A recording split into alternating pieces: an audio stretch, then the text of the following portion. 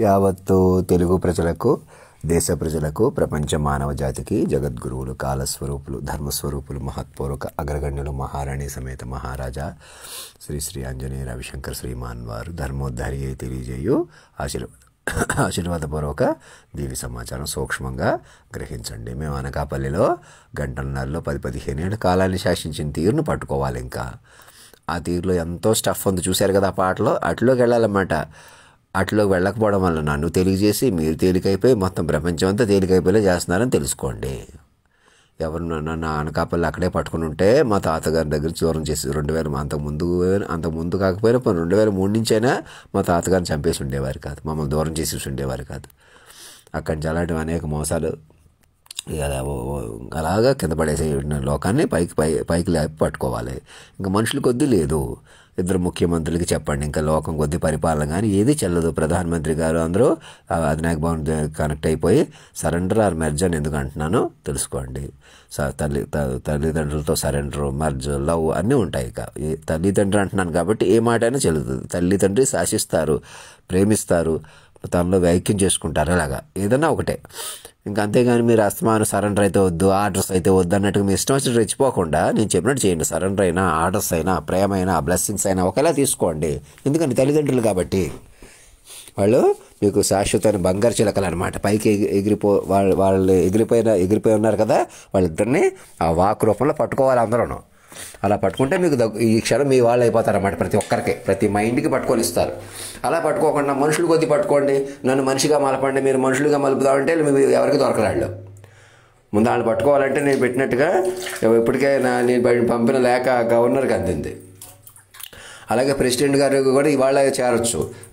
లేఖ చేరేదాకా కూర్చోక్కర్లేదు కదా. ఆయన కమిటీ చేసుకోవచ్చు. ఆయనకే అడ్రస్ చేస్తున్న ఈ వీడియో ఆయనకి పబ్లిక్గా అందరికీ చెబుతున్నాను.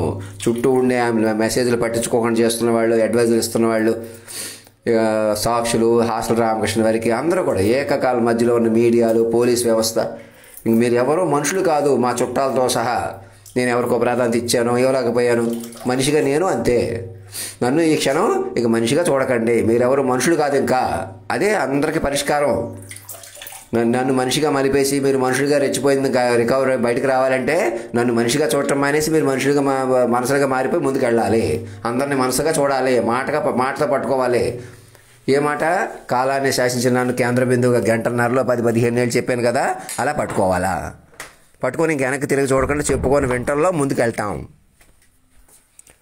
అంతేగాని లోకంలో ఇంకేదో చెప్పి ఏదో చేయడానికి లేదు. చెప్పండి ఇద్దరు ముఖ్యమంత్రులకి, ప్రధానమంత్రి గారికి అందరికీ చెప్పండి.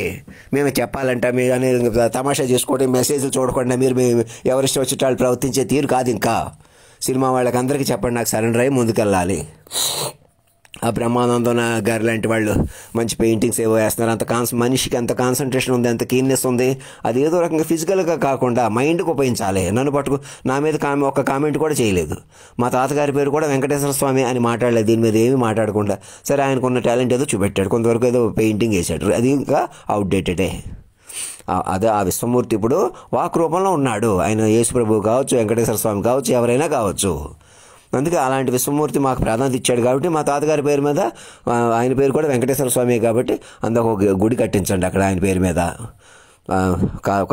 అదే అధినాయకుడి గురే కట్టించండి. అధినాయకుడే వెంకటేశ్వర స్వామి. మా తాత చచ్చిపోయిన మా తాత లోకంలో ఏదో చదువుకున్న వాళ్ళు ఏదో చేస్తారని ఎదురు చూసి మరణించాడు కదా, అంత చంపేశారు కదా దగ్గరుండి. చచ్చిపోయి సూర్యకుమార్ ఉపయోగించుకుని అలాంటి పనులు మానేసి అందరూ ఎదురు చూసింది ఒకరినే, అధినాయకుడి కోసమే. జాతీయ జెండాలు అధినాయకుడు ఎందుకు వచ్చాడు, అలా సజీవమూర్తికి ఎందుకు వచ్చాడు. ఇంకా ఈ కులాల మతాల నుంచి మన మనుషులు చదువుకున్నా కూడా మనం మోసం చేస్తారు. మనుషులను తెలుసుకుని చదువులు కూడా సర్వం వాక్ విశ్వరూపంగా నడిపిన ఆ తీరును పట్టుకోవడం వల్లే మీ చదువులకి సార్థకత. ఈ ఆర్టిఫిషియల్ ఇంటెలిజెన్స్, ఈ మిషనరీ కనిపెట్టడాలు ఇవన్నీ కూడా ఆంతర్యం వస్తుంది. ముందు ఒక సరెండరెన్స్ లేకుండా మనకు తల్లి తండ్రి గురి ఎవరి కోసం పనిచేస్తున్నాం, ఎవరి కోసం ఆలోచిస్తున్నాం అంటే మీ సంసారం, మీ పిల్లల కోసం కాదు, ఆస్తుల కోసం కూడా కాదు, మీకోసం కూడా కాదు, మరి ఎవరి కోసం? ముందే ఇవన్నీ నడుపుతున్న అతని కోసం, తల్లిదండ్రుల కోసం, గురువు కోసం. అలాగా ఆ బంగారు చిలకలు ఇద్దరిని ప్రతి గూటిలో పెట్టుకుని పెంచుకోవాలి. మీరు ఇక వాళ్ళు ఏమైపోతారో మీరు ఎంత జాగ్రత్తగా పెంచుకుంటే అంత ఇంకేమైపోతారో అని అర్థం. ఒకసారి ఆ పాట వినండి. బంగారు చిలకలు గూటికి చేరిన లోకం నమ్మినా న్యాయం జరుగుతుందా? ఇలా న్యాయం ఎలా జరుగుతుంది? ఇంకా లోకం కొద్దీ లోకాన్ని అధిగమించి మీరు మనసుతో పట్టుకుని వాళ్ళకి న్యాయం చేయాలి, వాళ్ళ మనసుతో పెంచాలి వాళ్ళని, అప్పుడు న్యాయం జరుగుతుందని అర్థం అనమాట.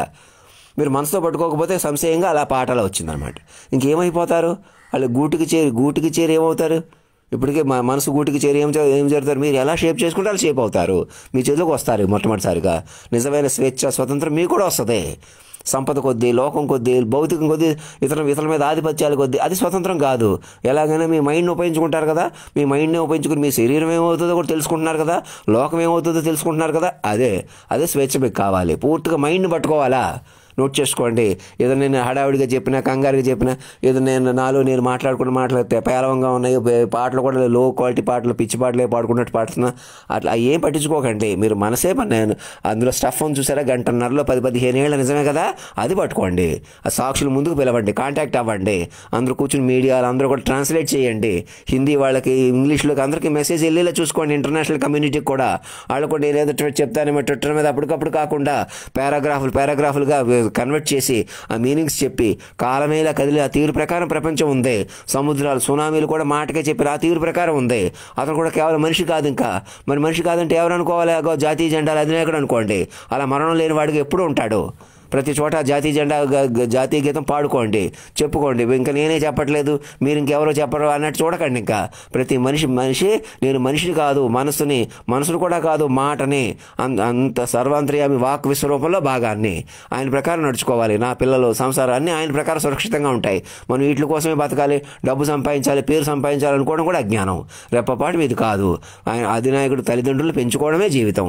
వాక్ ఆంతరిక స్వరూపంగా, శాశ్వత ఆంతర స్వరూపంగా కొలువైన పురుషోత్తముని ఈ క్షణం ప్రెసిడెంట్ నుంచి నాకు గవర్నర్కి ఫ్యాక్స్ వచ్చి, గవర్నర్ నుంచి ఈమెయిల్ వస్తే చాలు, లేదా ప్రెసిడెంట్ నుంచి నేరుగా పంపించవచ్చు, ఉపరాష్ట్రపతి భవన్ నుంచి నేరుగా నాకు కాంటాక్ట్ అవ్వచ్చు.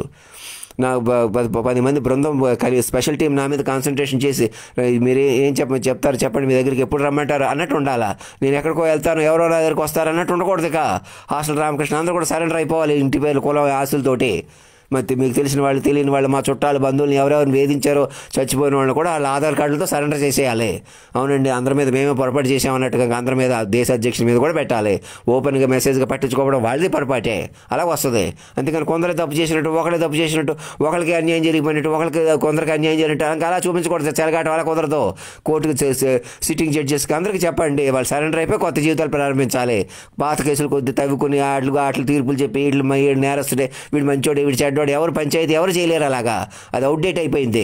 ధర్మం రక్షత సత్యమేవ జయితే.